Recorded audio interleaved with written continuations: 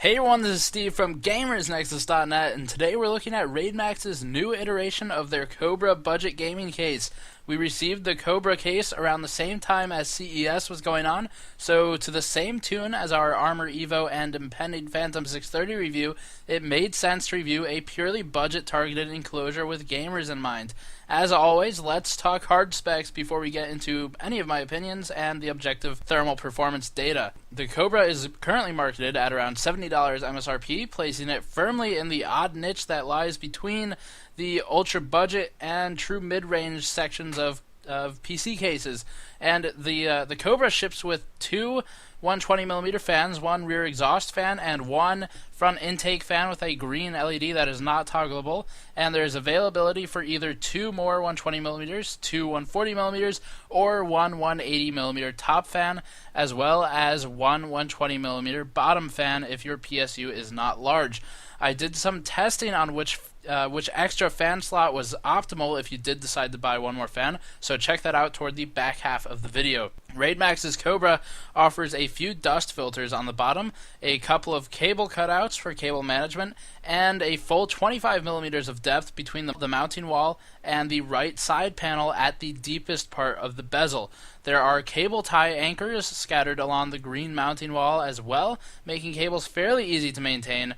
So, the Cobra, as you may have noticed by now, ships with a green front LED and, like I said, a green mounting panel, but you won't get the green glow in the side window that RAIDMAX shows off so prevalently in their marketing images. To get that, you'll need to add another source of green light, probably a cold cathode or a different rear fan. And speaking of the window, the Cobra case has a small but interesting side view window that is using a sort of dragon scale pattern on the glass, I guess you could call it, and the window is shifted away from the ugly drive cage scaffolding enough where you won't even see it, so that's kind of nice, but it still tries to give a view of the CPU cooler and VGA. You won't really see, at least with our build, you really just see the bottom left quadrant of the CPU cooler and the back ugly part of the VGA, so no big gain there, but it is kind of a nice thought. With all of the basics out of the way though, let's talk about build quality, cable management, and cooling performance. The RAIDMAX Cobra case is fairly standard in build quality. It's surprisingly sturdy for a case of its caliber, of its low price, and the materials are the typical steel-plastic mix, but the plastic isn't abundant enough to feel like it cheapens the case. The green paint is resilient and doesn't feel like it'll be chipping easily, so that's a plus.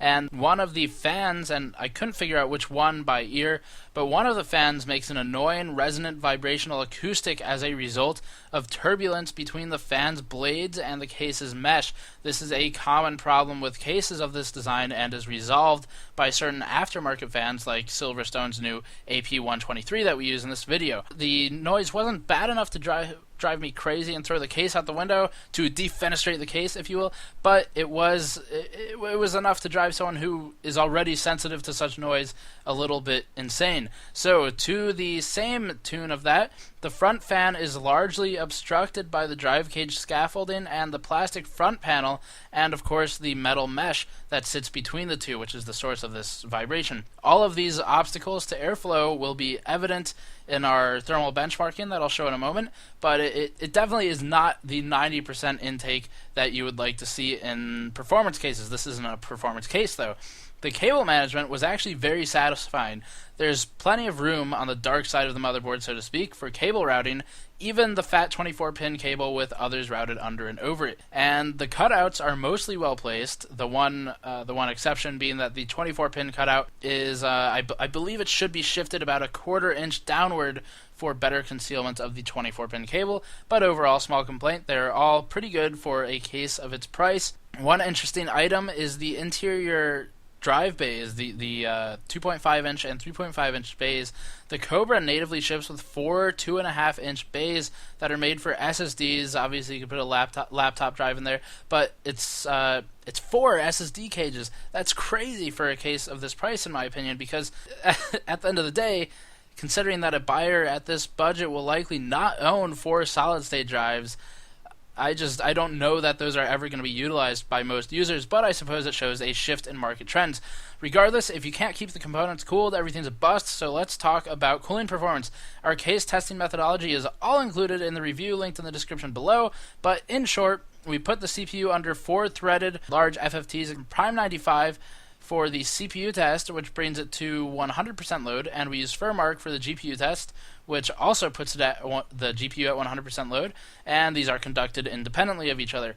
Here you can see the CPU thermal performance. Despite its moderate quality and decent feature set, the Cobra really falters in its cooling performance. This is mostly due to the 2-fan design and heavily obstructed intake, but if you were to purchase an additional fan, and obviously this will change based upon your CPU cooler's architecture, we found that the top exhaust position was most efficient and cooled at least our cooler down and our CPU by an additional 3 degrees Celsius, which is quite noticeable. That does push the price of the case up, though, because you have to account for another fan, so do keep that in mind. The bottom intake position cooled the GPU down similarly, but didn't benefit the CPU a whole lot. Here's the GPU performance chart, and once again, the Cobra comes in dead last, and the case isn't anything amazing in the cooling department, that's for sure, but whether or not this is relevant to you will depend largely on your cooler selection and overclocking intentions. If you do plan to overclock and will be using a cheap mid-range or forbid the stock cooler, I'd probably recommend that you consider another case.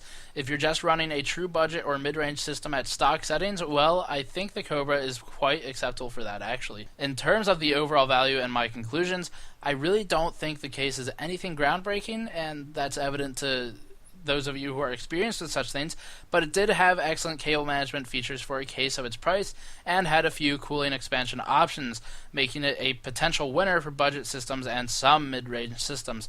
The main reason you'd be purchasing this over an R5, Z11, 410, or other similarly sub-$100 case is that you'd be looking for the green aesthetic and the just generally the jaggedness of the front panel. If you don't need killer out-of-the-box performance and you do like the appearance of this case, well, by all means, this seems like your case. Go for it. If you could care less about the aesthetics, then I'd probably point you elsewhere for performance. I was quite happy with the overall quality of materials at the price, though, especially given the Armor Evo's disappointment. But with that, check out the linked review below for more details, and let me know if you have questions, and I will see you all next time. Peace.